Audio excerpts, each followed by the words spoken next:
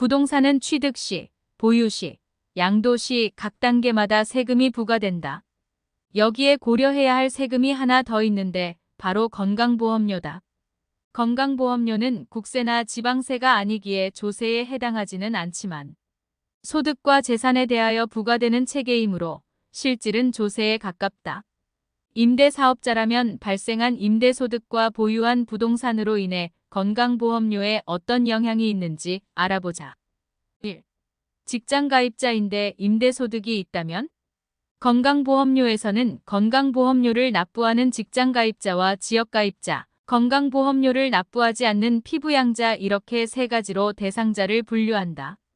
임대소득이 있지만 직장에 소속되어 근로소득이 있는 분이라면 직장가입자에 속한다. 직장가입자는 기본적으로 보수월액의 7.09%가 부과되며 이 중 절반은 회사가 부담하므로 나머지 절반만 부담한다. 이때 직장가입자가 사업소득이나 금융소득 등 근로소득 외 소득이 2천만 원이 넘는다면 2천만 원 초과분에 대해서도 7.09%의 건강보험료가 부과된다.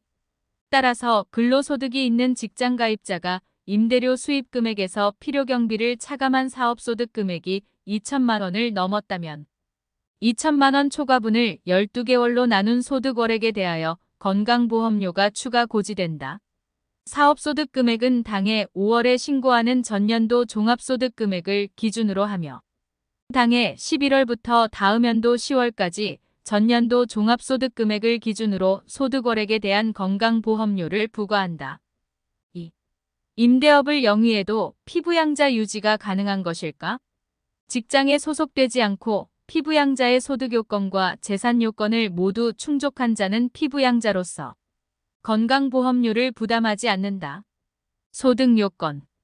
연소득 2천만 원 이하일 것. 이때 사업소득이 없어야 한다.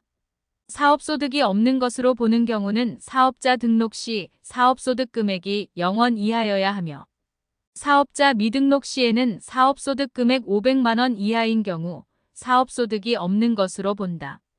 주택임대소득의 경우는 사업자 등록 여부와 상관없이 사업소득 금액 1원 이상이라면 소득요건 불충족이 된다. 재산요건. 재산세 과세표준 5억 4천만 원 이하이거나 재산세 과세표준이 5억 4천만 원, 초과 9억 원 이하인 경우에는 연소득 1천만 원 이하일 것. 이때 재산세 과세표준은 주택의 경우 공시가격의 60%, 토지 및 건물의 경우 공시가격의 70%가 재산세 과세표준이 된다.